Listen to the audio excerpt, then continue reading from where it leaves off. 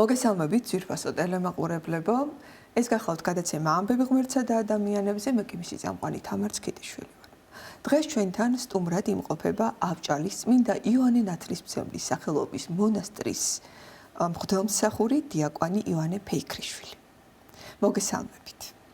მოგესალმებით. მამა იოანე, ძალიან დიდი მადლობა ჩვენთან მობრძანებისთვის. ჩვენ გვაქვს ჩვენი ტრადიციული დასაწყისი ხოლმე. ყველა ბავშვისთვის ბავშვობა განსაკუთრებულია და შემდეგაც მოზრდილები ძალიან ხშირად ვამბობთ, რომ თუ კი რაიმე კარგი ჩვენ ცხოვრებაში მომხდარა, სწორედ ბავშვობიდან მოდის და თქვენ როგორი ბავშვობა გქონდათ, როგორი ბავშვი იყავით, სად გაატარეთ ბავშვობა? გაიხარეთ, პირველ რიგში მოგესალმებით, მადლობა მოწვევისთვის. მინდა მადლობა გადავხოთ თქვენ მაყურებელს. თავიდან დავიწყოთ, ასე ვთქვათ, დავიბადე ადიგენის რაიონში, წარმოშობით ვარ სოფელი არლიდან, ასე ვთქვათ, ჩემი მამაჩემი და დედაჩემიც ორივე არიან სოფელი არლიდან, მამაჩემი ცხოვრობდა სოფლის ბოლოში, დედაჩემი სოფლის თავში. და ასე ვთქვათ, როცა ასე ვთქვათ, ბავშვობაში ხან ერთთან ვიყავით, ხან მეორთან და სოფლის თავში ავდიოდით, ჩამოვდიოდით ხოლმე. თავიდან პირველი 3 წელიწადი 97 წლიდან 90 წლამდე მამაჩემი არის პროფესიით გეოლოგი. და აფხაზეთში ცხოვრობდით, რადგან გეოლოგი იყო და შეისწავლიდა შავი ზღვის პირეთს გეოლოგიურად. შემდეგ მორჩა სამუშაო და სანამ ომი დაიწყებოდა, ერთი წლით შავბერეთი ომი, ერთი წლით ადრე ჩამოვედით თბილისში, ბინა ვქონდა და დავსახლეთ ზაგეში. ბინების გადაცემა ხდებოდა როგორც კომუნისტების პერიოდში. ეს იყო ზაგეში ცხოვრობდი, დავიწყოთ ცხოვრება და ჩემი ბავშვობა ეს თქვა ზაფხულობით ჩავდიოდი ხოლმე სოფელში იქ. პაპა, ბებია ორივე მხრიდან და ჩემის მხრიდან, მამაჩემის მხრიდანაც ძალიან კარგად მახსოვს. უბრალოდ დედაჩემის მამა არდიკადრი გარდაიცვალა და ეს ბუნდონად მახსოვს, მაგრამ მახსოვს კარგად მამაჩემის მშობლები, გარდაცვლილები არიან, ეს თბილი ბავშვობა გვაქვს ჩვენთან ეს თქვა დინარე ჩამოდიოდა, ქვაბლოვანი და ძირითადად აი ზაფხულობით რო ჩავდიოდით ხოლმე იქ ეს ვერთობოდით, ბანაობდით ხოლმე და ეს თბილად მახსოვს. ჩვენი ბავშვობა, პაპა ჩემის, ბებია ჩემის სითბო მახსოვს ძალიან. ეხლა დაგვრჩა ერთი ბებია, დედაჩემის დედა, რომელიც ძალიან განსაკუთრებული პიროვნებაა და მას მე მომავალში კიდე შევეხებით, როგორც მის საოცარ ისტორიასაც მოგიყვებით. ხო, ეს იყო ჩემი ბავშვობა. შემდეგ ცელქით ვიყავით, მამა იოანე. გაგიკვირდება და არა, ცელქი ეს თქვა რაღაცნაირად მშვიდი ვიყავი, ეს თქვა დედაჩემი მიხსენებს ხოლმე რომ ბავშვობაში მე მყო ძმა. ჩემზე 6 წელი დიდია, საოცარი ძმა არის, რომელიც ყოველთვის გვერდში მიდგა, სადაც უნდა დამჭიდეს. ეხლაც თუკი კამათობთ ხოლმე, მაგრამ აი ყოველთვის გაჭირებაში ხინში ყოველთვის ჩემ გვერდით არის და ძალიან მადლობა ღმერთს ამისთვის. როდი ძალიან ძვირფას დედმამიშვილი მყავს. ხო და საერთოდ შვიდი ვიყავ, ჩემი დროს ჯიუტი იყო, მე ესე ვთქვათ, აფხაზეთში ცხოვრობდით იქ, მეზობელი ჩემოვიდა სახში ჩვენთან სტუმრად და დედაჩემს ეკითხება, შენი შვილი სად არის და აი იქ თარ ოთახში არისო და ხმარისმოდა საერთოდ სათამაშოები დამიყარეს და ჩემთვის ვერთობოდი. შემდეგშიც ვთქვათ, რა ვიცი, ეს ბუნება მქონდა, რომ წნარი და მშვიდი ვიყავ მე ნაკლებად. რა თქმა უნდა, გაბრაზებით ყველა ბრაზდება, მაგრამ ციტად მაინც მშვიდი ბუნების. შემდეგ ზაგესის 200 მერვე საჯარო სკოლა დავამთავრე. სკოლაში ეს 7 გარემო იყო ძალიან კაი და თბილი ადამიანები იყვნენ, ეს მასწავლებლიდან ძალიან ეს თქვა ჩემ სკოლაზე მოგიყვებით, ეს თქვა ძალიან ძვირფასი მასწავლებლები მყავდათ, რომლებიც ძალიან სითბოდი გამოირჩეოდნენ. და ერთხელ მახსოვს რელიგიის გაკვეთილები იყო, ხალბატონი ნანა იყო, ჩემი მასწავლებელი. თავიდან ბავშვობაში მოგიხსენებათ ეს ღმერთით ახლოს შეხებაში არ ქონათ ეს თან მოგიხსენებათ ეს შავგნელი 90-იანები იყო ეს გაჭირება. ყველაზე რთული პერიოდი მე მგონი. ხო, ყველაზე რთული პერიოდი, ყველას უჭირდა, მთელ ქვეყანას უჭირდა იქ ომი, არეულობა. მაგრამ სკოლაში ეს ნათელი წერტილი იყო, რელიგიის გაკვეთილები და იქიდან მახსოვს ისუნავეძეზე გვესაუბრებოდა, ან ბევრ რაღაც გვესაუბრებოდა რელიგიაზე, მაგრამ ეს რაღაცნა დამამახსოვდა ეს ისუნავეძის ისტორია და იქიდან რაღაცა აი როგორც ნაპერწკალი ესე გულში ქონდა და სოფელზე მინდა მოგიყვეთ ჩვენი მესხეთის ისტორია, როგორი რთული იყო, რომელიც ეს ბოლო 3 საუკუნე თურქების მიერ იყო დაპყრობილი და ხდებოდა ეს მართლმადიდებლობის პირდაპირი დევნა. ამ პერიოდში თქვათ მისიონერები მოდიოდნენ თქვათ სომხეთიდან, რომელიც გრიგორიულ რელიგიას ავრცელებდნენ, საფრანგეთიდან კათოლიკური და ადამიანი რო გადარჩენილი იყო, ჩვენი წინაპრები რო გადარჩენილი იყო ხორციელად, ან უნდა გამახმადიანებულიყო, ან კათოლიკობა უნდა მიიღო, ან გრიგორიანობა. მოგეხსენებათ მახმადიანობა უფრო ქრისტიანობასთან ძალიან შორს არის, თქვა და ამიტომ იქაც ბევრი ხდება ესეთი ისტორიები, რომელიც ძალიან ძიმე და შაუბნელია, მაგრამ ჩვენი წინაპრები, ჩემი წინაპრები გახდნენ კათოლიკეები. ჩვენი სოფელში ძალიან ბევრი კათოლიკე ცხოვრობს ეხლაც და ჩემი მშობლი, ჩვენი წინაპრები ახლა კათოლიკე იყო, ნუ ტრადიციულად ჩვენც კათოლიკეები ვიყავით. მაგრამ ნელა გულისიღმში რაღაცნაირად ყველა ფიქრობდა და ეხლაც ფიქრობს, რომ ჩვენი ფესვები მაინც არის მართლმადიდებლობაში. ჩვენი წარმოვიდგინეთ ახლა 15 საუკუნე, თან მესხეთის ჩვენი შოთა რუსთაველის სამშობლო, ჩვენი თაწმინდელების სამშობლო, ბაგრატიონ გრიგოლ ხანძთელის სამშობლო, ყველაფერს ბირთვია. დიდი გული არის კი ჩვენი ქვეყნის ხო და დიდი ტკივილია, რა თქმა უნდა, დაუყურეთ ამ დროს ჩვენ საზღვრებში არის ძალიან დიდი ტკივილია. მოკლედ ჩემი მშობლებიც კათოლიკეები იყვნენ და შემდეგ მოხდა ჩვენ ცხოვრებაში თქვათ 2000-იანების შემდეგ თქვათ ეს ისტორია აი ღმერთი ყოველთვის გვიგზავნის იმ დროისთვის ძალიან მძიმე იყო, ძალიან მტკივნეული იყო სნეულებებს. საკუთარ ზოგჯერ ადამიანს, ზოგჯერ საკუთარ ნებით მიდის ეკლესიას, ზოგჯერ ღმერთი რაღაცნაირად მოუწოდებს.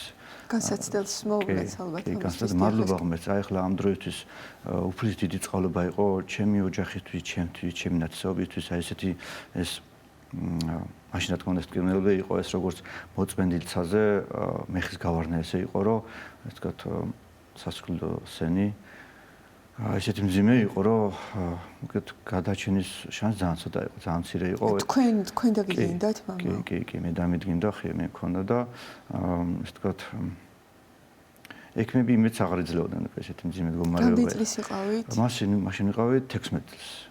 სკოლაში სწავლობდი და კიდე მინდა ძალიან განსაკუთრებით აი მადლობა გადაუხადო ყველას. ვინც აი ახლა მე ზაგეში ცხოვრობ და ეს რო გაიგეს სკოლა მეზობლებმა, მეგობრებმა, მთლიანად ზაგესმა ხო, ისეთი დახმარება გამოგვიჩინეს, აი მაშინ წარმოვიდგინე 90-იანებში, 2000-იანებში მაინც გაჭირება იყო. ძალიან დიახ. ხო და აი ძალიან მიზერული თანხები იყო, მაგრამ ყველასგან სითბო იყო, ყველასგან აი სკოლაში რომ მიდიოდი, ყველას ეს სითბოთი ხდებოდა და სულ რაღაცა მაინც 16 წელს ვიყავი, გაცნერებული არ მქონდა ეს სიტუაცია, რა იყო, რა მდგომარეობა იყო და ისე თბილად მეყურებდნენ, სულ მიკვრდა მეთქი ანუ რა ხდება ეს, მაგრამ ახლა ყველამ ხო იცოდა რა მდგომარეობა იყო და კიდე მინდა ღმერთის წყალობა ჩემი მშობლები რა, ესეთი საოცარი მშობლები არიან, რომელიც აი მუხლ-ჩაუხლად იბრძოდნენ ჩემი სიცოცხლისთვის. და ჩემი ძმაც, რომელიც მთელი ოჯახი აი ჩემზე თქვათ გადამკვდები იყვნენ და ყველაფერს აკეთებდნენ, რომ ჩემთვის სიცოცხლე შენარჩუნე მინდა და მადლობა ღმერთს ამ დიდი წყალობისთვის და ამ დიდი თქვათ ბედნიერებისთვის, რომ შემდეგ ამან განაპირობა ჩვენი ეს თქვათ მართლმადიდებლების გეშემობრუნება. როგორ რა მოხდა? ეს იყო 2002 წელი იყო, შემდეგ ეს ოპერაციები, ქიმიები, ეს ძალიან ზეთი სევდიანი სტრესული მდგომარეობა და ახლა ბოლოს როგორც აი სახარებაში ვარ ეს წყნარი ადამიანი ქალბატონი, რომელიც ყველაფერი დახარჯ, ყველაფერი გაიღო და მაინც არ იკურნებოდა. და ნუ ვივედით ეს თქვათ აი ჩვენ მონასტერში, ავჭალის წმინდა ირნატის თეატრ მონასტერში და იქ დაგვხვდა მამა რევაზი. ეხლა მამა ელისეს ხარულზე, მამა რევაზის ხარულზე იყო მაშინ და ეს თქვათ გავესაუბრეთ ესე თქვათ, დავილაპარაკეთ და პირდაპირ უთხარი, არ ვიცი ეს მაშინ აქედან ამ გადმოსახედიდან ზეთი ლამაზი ისტორია ჩანს მაშინ, მაგრამ მაშინ ძალიან მძიმე იყო. და უთხარი რომ მონაცვლა მინდა მეთქი. იმიტომ რომ აი შინაგან კათოლიკურად იყავით მონაცვლული? კი, კათოლიკები ვიყავით. ჩვენი წინაპრები ფიქრობდნენ, რომ ჩვენ ესე ფიქრობდი, ეხლაც ესე ფიქრობ, რომ მომავალი თაობა დრო მოვა, როცა ეს თურქების ძალმომრეობა მორჩება და ჩვენი მომავალი თაობა დაუბრუნება ჩვენ ფესვებს. ჩვენი ხორციელი გადარჩენა განაპირობებს ჩვენ მომავალში სულიერ გადარჩენას. მართლმადიდებლობის წიაღში მოსვლა ეს არ იყო რაღაც მარტო მხოლოდ ტრადიციიდან გამომდინარე არ იყო ეს ჩემ ცხოვრებაში. არამედ როდესაც მოვედი მართლმადიდებლო ეკლესიაში, იქ სხვა სიტყვა იყო და ჭეშმარიტება დავინახე, აი ცალსახად დავინახე, რომ ჭეშმარიტება და ღმერთის მადლი და ღმერთი არის აი აქ. მართლმადიდებლო წიაღში. და ეს აი ფაქტებითაც დამტკიცდა და ჩვენ ცხოვრების ჩვენი ქვეყნის ისტორიაში საერთოდ ჩანს. თუ როგორ მართლმადიდებლობამ როგორ გადაარჩინა ჩვენი ქვეყანა, ჩვენი ერი. ჩვენი ცხოვრება შემდეგ მთელი ჩემი ოჯახი დაუკაში დამონათეს ამ ეკლესიას და შემდეგ მამა რევაზი მის გაკვირვებით შემომხედა. ანუ პირველი მივედი 16 წელს ვიყავ, მინდა მონათლა მეთქი და კარგი ვიარე წილაზე, ვიარე ეკლესიაში და მე ვნახოთ. მეორე კვირა გათენა, საوارი კვირა გათენა და მივედი წილაზე, კიდე მივედი, კიდე მონათლა მეთქი და მოეს გაკვირვებული მიყურებ და კარგიო. და თან საოცარი იყო ჩემ კარგო, რომ არც აი რომ მივედი მონათლა, მინდა მეთქი, მითხრა ნათლია მყავსო, არ ვიცი მეთქი რა ნათლია, ვინ მონათლა, ანუ არაფერი არ ვიცოდი და კარგიო. თან ეს მეორე საოცარი ისტორია ისაა, რომ მშობლების ასე თქვა, მშობლებმა არ იცოდნენ. მე რომ მივედი ეკლესიაში, მე რომ ეს გადავწყვეტ და დავიწყე სიარული ეკლესიაში არ იცოდნენ, ნუ ეგონა თუ უბანში ვიყავი იქ და მივედი, მშობლებმა იციან, მეთქი მშობლებმა არ იციან, კათოლიკეები არიან და კარგიო. დამეთანხმა და მაშინ ახლა ნათლია არ ვიცოდი ვინ იყო რა იყო საერთოდ და მითხრა რომ ჩვენო ძალიან კაი ადამიანი ყავსო ჩვენი სტიქაროსანი არისო გურამ ბერძული ამ დროისთვის ზაგეში წმინდა გრიგოლ ხანძთელის ტაძრის დამზღვარია დეკანოზი გურამ ბერძული რომელიც აი მამასავით დამედგა გვერდში აი ძნებიათობის შამს ისეთი სითბო და ეს ვიგრძენ თან კიდე იქ არის დედათა მონასტერია ხო მოგახსენე და დედები აი ყველა ძალიან ბევრი არიან და ყველა თითქმის ერთი დედა ხომ ყავს და ბევრი დედა შევიცინე უცბად ყველა ჩემი თქვათ დედა გახდა იქ იღუმენია ივანა არის დედასები და პარასკევი ყველა მართ აი ძალიან ყველა სახელები ოცნი არიან რო ჩამოთავდა ხო და ძალიან ყველა თვილებია იქ მორჩილები ძალიან ისეთი ოჯახური იდილია იყო და სიტუაცია და ეს მამა გურამი რომელიც მაშინ სტიქაროსანი იყო დამედგა ნათლიად და იმის მერე მოდიოთ ერთად და ყოველს ეხლაც რაღაც გაჭირვება და რაღაც ყოველს გვერდში მიდგას მამასავით. მშობლები აი როგორ მიიღეს ეს გადაწყვეტილება? ჩემ მშობლებთან დაკავშირებით აი როგორ მოენალთენ ჩემ მშობლები, ისაც სასწავლებრივად მოხდა. ეს თქვა ერთხელ ჩემ ნათლიას მამა ჩემი შეხვდა გზაში როცა და ესეთი სიტყვები უთხრა რომ ეშინოდა რომ ეს არ განმეორებული იყოს, რემისი არ მოხდარიყო და აი ზუსტად რისიც ეშინოდა. თქვენ უკვე მონაცვლული ბრძანდებოდით ამ პერიოდში? კი, მონაცვლული ვიყავი, ჩემი მშობლები არ იყვნენ მონაცვლები და ჩემი მშობლები თავისთავად ფიქრობდნენ, რაღაც ფიქრობდნენ, მაგრამ ვერ ეს ნაბიჯი რაღაცას ვერ გადაედგათ, უჭირდათ მაინც რაღაც თავში ნეგატ მდგომარეობიდან, მაგრამ აი როდესაც ეს ჩემი მდგომარეობა მან რისიც ეშინოდა ჩემი მშობლებს, ზუსტად ის განმეორდა. და ნუ დადგინდა რომ ეს ოპერაცია იყო საჭირო აუცილებლად და ჩემმა გადაწყვიტეს რომ მონათლულიყო. და შემდეგ აი რომ მოინათლიდან ყველაფერი რაღაც უკეთ შემდეგ მოხდა ოპერაცია. გაგიკეთეს ოპერაცია? კი, გამიკეთეს ოპერაცია, მე ხა მაზიარებელი უკვე იყავი, უკვე ახსარება ჩემი მშობლები და ნუ კიდე მოხდა ეს. ანუ მოხდა კიდე ის რემისი კიდე განმეორებამ დაავადების და როდესაც ოპერაცია გააკეთეს, ანუ ოპერაცია გააკეთეს, მორდამთავრდა ოპერაცია და გამოვიდნენ და ეს გაკვირვებული იყო ყველა ექიმები და ეს საოცარი სახეები ქონდა და ნახეთ თუ გავხსენეთ შიგნით არაფერი აღარ იყო. ან სრულიად ეს თქვა ღმერთის წყალობით განკურნებული იყო ეს დაავადება. აი ეს იყო ცოცხალი სასწაული ჩემ ცხოვრებაში, ჩემ მშობლების ცხოვრებაში, ამ დიდი ბედნიერებისთვის, რომ აი ესე მოხდა. ესე მიმიყვანა ღმერთმა თავისთან ეკლესიაში და პლისწიახში. შემდეგ ჩემი ძმაც მოინათლა, ხო და დავიწყეთ ეკლესიური ცხოვრება, წყალობით. აი ეს იყო ჩემი ეს თქვა მოქცევა ეკლესიისკენ. და თქვენ გადაწყვიტეთ რომ სასულიერო გზა აგერჩიათ. ძალიან თქვა მიყვარდა დიდად რომ მივხვდა ეკლესიაში. როცა წირვა ეწყებოდა 1 საათით მიდიოდი ხომ ყოველთვის და აი ის სიწყნარდე ეს სიმშვიდე ყოველთვის აი თქვა ძალიან მომწონდა ხოლმე და ნიკოლოზის დღესასწაული იყო, წირვა თენდებოდა და თან ახლა როცა დავიწყე ეკლესიაში, ნუ ახლა ხედავ სტიქაროსნები დათიან იქ მოძრაობენ შესამოსე ლამაზე და ხო ემზადებიან ძალიან ეს თქვა მინდოდა სრული ქონდა ძალიან დიდი სრული მქონდა გავხდარი სტიქაროსანი, მაგრამ მე მამასთვის არ მეთქვია. მაგრამ სრული ახლა ბევრს თავისთავად.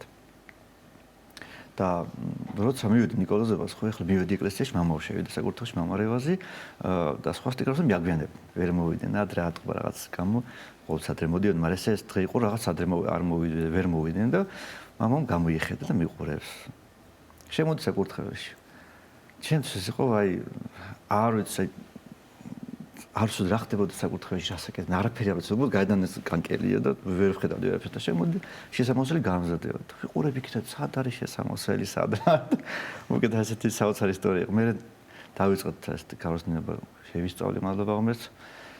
და შემდეგ ჩვენ სურვილი მქონდა რა თქმა უნდა ჩემი მეგობრები სწავლობდნენ სემინარიაში.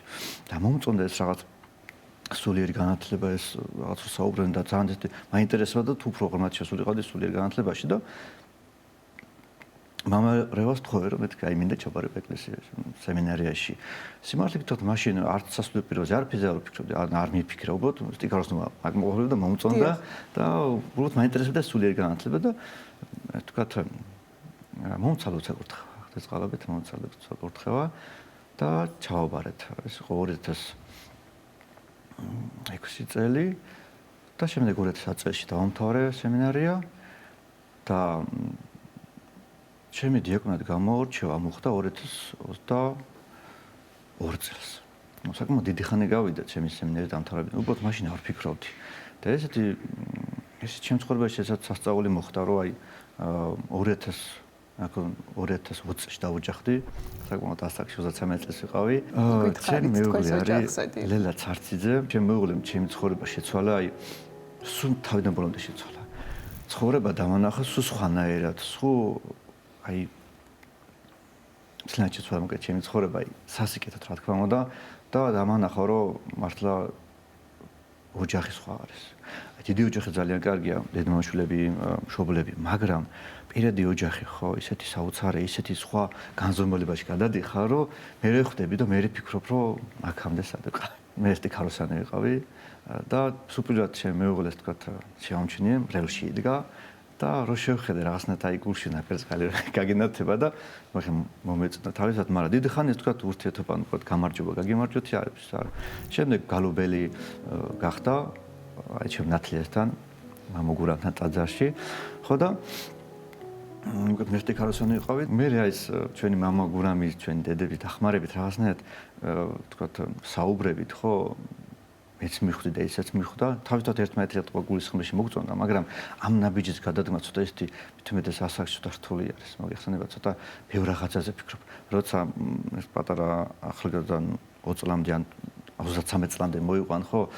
ცოტა პატარა ასაკში ამას რაღაც ბევრ რაღაცას არ უყურებ. ეს მეორე სასწაული იყო ჩემ ცხოვრებაში, ეს თქვა მადლობა ღმერთს ამისთვის დავოჯახდით და ჩვენ ცხოვრება საერთოდ შეიცვალა. სიკეთისკენ და ნერვებისკენ უფრო განსხვავებული გახდა და შემდეგ 2022 წელს თქვათ მამამ ეს თავად მითხრა რომ სასულიერო პირობაზე ხო არ ფიქრობ. თავისთავად ეხლა ამ პერიოდში გულისხმოში მეტნაკლებად კი ფიქრობს ადამიანს სემინარია დამთავრებული, მაგრამ თქვათ არც მითქვი არც ერთი არ მქონია რაღაც ამაზე საუბარი და თვითონ მითხრა მამამ რომ ტაძარი შენდება ჩვენთან ავჭალაში მეორე ტაძარი შენდება, წმინდა თეოდორეფლის ტაძარი აშენდა უფრო გაიხსნა კიდევაც საოცარი ალამაზი ტაძარია და იქ ჭირდება სასულიერო პირი. და ხო არ ფიქრობ და მეთქე ახლა თქვენი როცა კურთხევით ახლა მე რასაც იტყვი და რასაც ჩათვლის სწორად ისე იყოს და ეს უფლისნება თავისთავად ზოგჯერ ბევრჯერად ღმერთის სასულიერო პირის ჩვენი მოძღვრის ენით გესაუბრება და გეუბნება ჭეშმარიტებას და დავთანხმდი და შემდეგ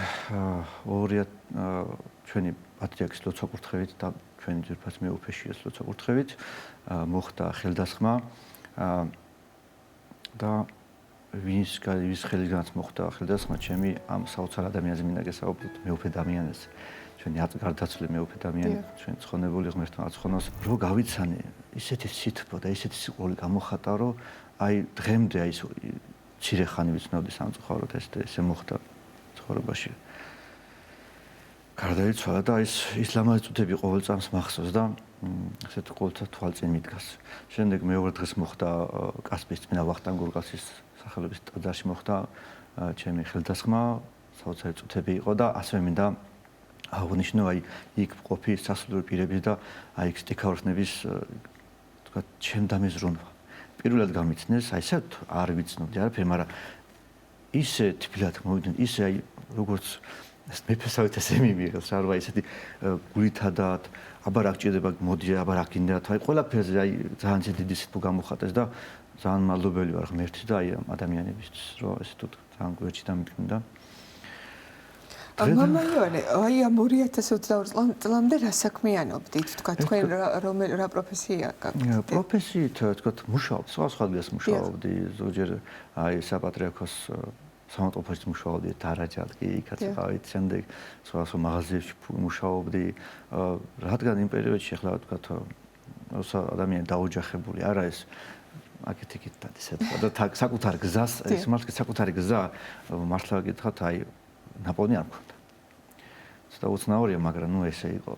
თორე აქეთ-იქით მიედმოედები და მაგრამ აი რო დაოჯახდი ხო, მე თქვა აი ყველაფერი წრე შეიკრა და ის ყველაფერი დალაგდა და გზაც გამოჩნდა და შემდეგ მოხდა ეს დაოჯახება, გურთხევა და დღეიდან მსახურობდი ჩვენ ლამაზ მონასტერში დიაკვნად და მადლობა ღმერთს და მადლობა მამა ელისეს, რომელიც თქვა აი ყოველ დღე რაღაცას ვსწავლობ.